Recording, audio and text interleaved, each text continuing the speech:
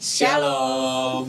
Saudara-saudaraku terkasih dalam Kristus, sebagaimana kita ketahui, saat ini dunia sedang digoncang dengan banyaknya berita buruk. Sebagai anak-anak Tuhan, kita juga harus aware dengan kondisi dan situasi saat ini. Supaya kita bisa meresponi dan mengantisipasi sesuai dengan firman Tuhan. Seperti belakangan ini, sering banget kita dihebohkan dengan berita-berita tentang resesi. Saking populernya bahasa resesi itu membuat semua orang merasa was-was untuk menyambut tahun 2023. Tahun yang juga digadang-gadang sebagai tahun yang gelap, bahkan Presiden Jokowi juga mengatakannya. Yang kita tahu, dunia betul-betul sangat sulit saat ini. Banyak yang menyampaikan akan gelap signifikan. Resesi adalah sebuah istilah yang digunakan untuk menggambarkan keadaan ekonomi suatu negara yang berubah menjadi lebih lambat atau buruk. Nah, jadi sederhananya, apabila suatu negara mengalami aktivitas ekonomi yang turun secara terus-menerus selama 2 kuartal atau 6 bulan, maka negara tersebut sudah dapat dikatakan mengalami resesi. Nah, tanda-tandanya terjadi resesi itu apa? Antara lain, pertama, pertumbuhan ekonominya negatif, kedua, pendapatan masyarakatnya menurun, ketiga, penjualan retail dan lapangan kerja juga merosot, dan keempat, terpuruknya industri manufaktur. Suatu negara bisa mengalami resesi ada 2 hal ya. Pertama, produksi dan konsumsi tidak seimbang. Permintaan barang yang tinggi apabila tidak diimbangi dengan produksi akan mengakibatkan harga barang akan naik. Dan apabila tidak segera ditanggulangi, maka dapat berpengaruh pada harga-harga barang lainnya, menjadi reaksi berantai atau chain reaction.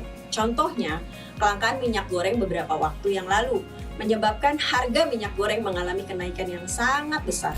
Sehingga bukan hanya minyak goreng saja yang naik, melainkan harga makanan yang lainnya pun ikut-ikutan naik.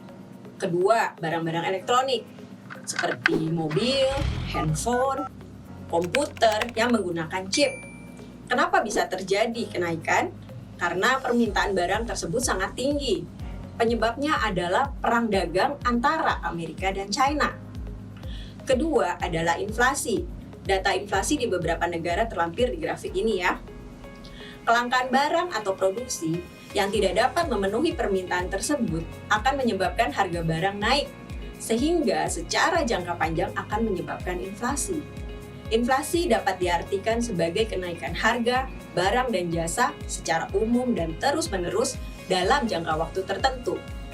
Inflasi yang tinggi menyebabkan daya beli masyarakat berkurang dan nilai uang juga tergerus. Contoh, harga bensin Pertalite yang dinaikkan dari 7.650 menjadi 10.000, berarti ada kenaikan 30%, menyebabkan harga transportasi naik sehingga biaya pengangkutan dan pengiriman barang naik juga dan membuat harga barang-barang lainnya juga ikut-ikutan naik. Berikut data inflasi di beberapa negara, Global Inflation 2022. Kita bisa lihat Amerika Serikat dari 7% inflasinya menjadi 8,2%. Dan China dari 1,5 menjadi 2,8%. Inggris sendiri naik 2 kali lipat dari 5,4 menjadi 10,10. Indonesia dari 1,87 menjadi 5,95. Dan tetangga kita Thailand dari 2,17 menjadi 6,41.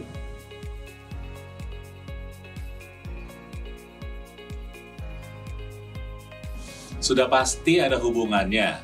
Penyebab resesi yang diperkirakan akan terjadi di banyak negara di dunia pada tahun 2023 sebetulnya diawali oleh beberapa kebijakan atau kejadian penting di dunia yang dimulai sejak tahun 2018, yaitu ketika Amerika dan China melakukan perang dagang.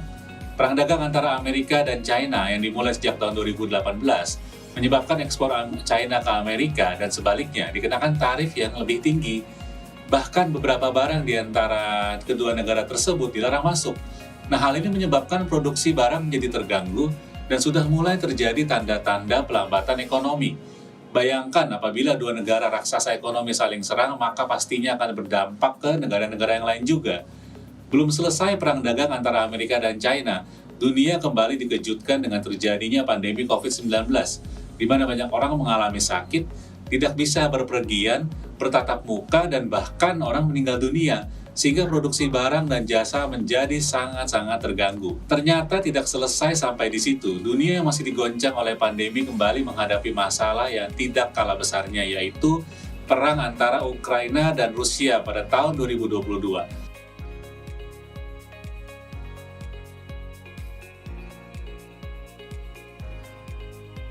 Menyebabkan harga energi terutama minyak dan gas dan bahkan pangan seperti gandum mengalami kenaikan yang sangat-sangat tinggi menyebabkan inflasi di seluruh dunia. Akumulasi dari ketiga peristiwa tersebut tahun 2023 diprediksi kita akan menghadapi yang namanya badai sempurna atau the perfect storm, di mana pertama produksi barang dan jasa masih belum normal, harga energi masih akan sangat tinggi sehingga tetap terjadi inflasi. Kedua, untuk mengantisipasi inflasi, suku bunga pada akhirnya akan dinaikkan sehingga ekonomi akan melambat. Dan ketiga, kondisi geopolitik yang tidak stabil karena perang yang masih belum jelas kapan berakhirnya. Nah, dampak resesi bagi suatu negara, terutama bagi pemerintah, sudah pasti akan berkurang setoran dari pajak. Kenapa? Karena pendapatan perusahaannya menurun, pendapatan dari setiap perorangan atau pekerja juga mengalami penurunan karena income-nya juga menurun, sehingga setoran pajak ke kas negara juga akan semakin berkurang. Akibatnya apa? Kekurangan ini harus ditutupi dengan hutang. Akhirnya negara akan semakin banyak berhutang. Nah, kemudian kedua, dampak bagi perusahaan. Ketika terjadi resesi, daya beli masyarakat sudah pasti akan berkurang karena inflasi yang tinggi. Sehingga pendapatan perusahaan juga berkurang mengakibatkan terganggunya aliran kas perusahaan dan akan terjadi efisiensi di dalam perusahaan. Yang kita takutkan adalah akan terjadi pemutusan hubungan kerja atau PHK dalam suatu perusahaan. Dan yang ketiga, dampak bagi kaum menengah atas atau bawah, bisnis yang kurang menguntungkan terutama bagi pekerja dan wira swasta, tentunya akan mengakibatkan pendapatan perusahaan menurun dan pendapatan karyawan juga menurun dan terjadi efisiensi tadi. Dan apabila terjadi pemutusan hubungan kerja atau PHK, dan pada saat resesi kemungkinan ini sangat besar terjadi, maka akan semakin banyak pengangguran. Padahal mereka dituntut untuk terus menghidupi kebutuhan sehari-harinya mereka.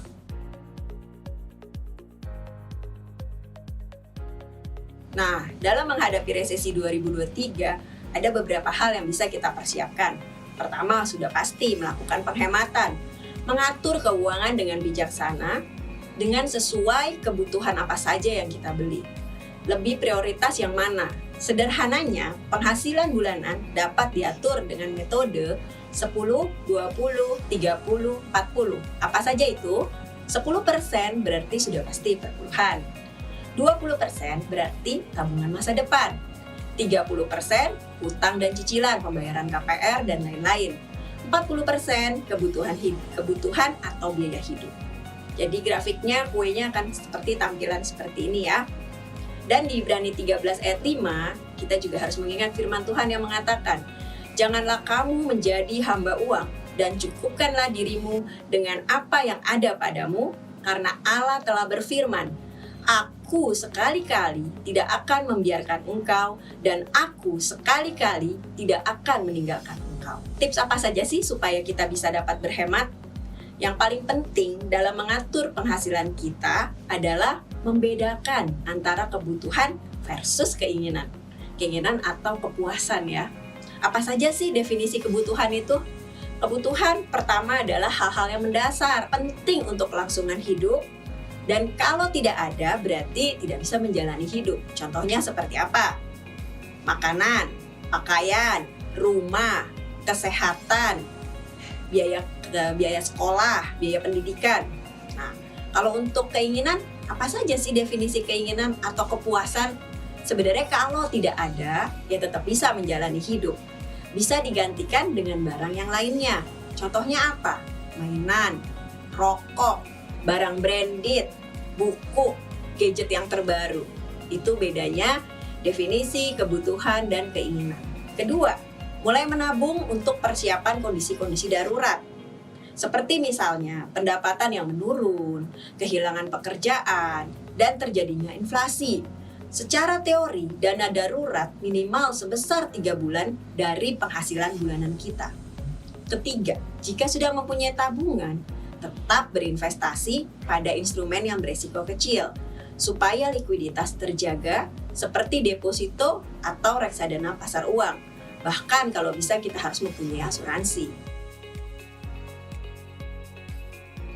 Kalau pendapatan kita selama ini sebanding dengan pengeluaran kita, maka ada dua hal yang paling tidak bisa kita lakukan. Pertama, sudah pasti atur pengeluaran kita.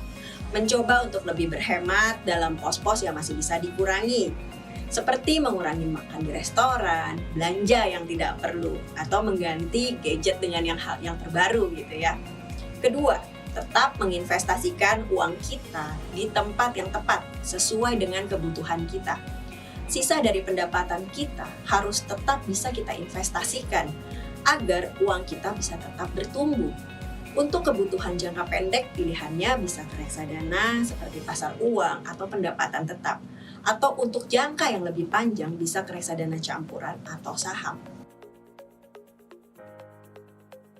Kita harus tetap percaya sebagai anak Tuhan, kita harus tetap optimis, dan jangan takut karena Tuhan berjanji memberi rencana yang indah buat umatnya. Walaupun kita harus menghadapi krisis, tapi tentunya kita harus merespon dengan yang benar.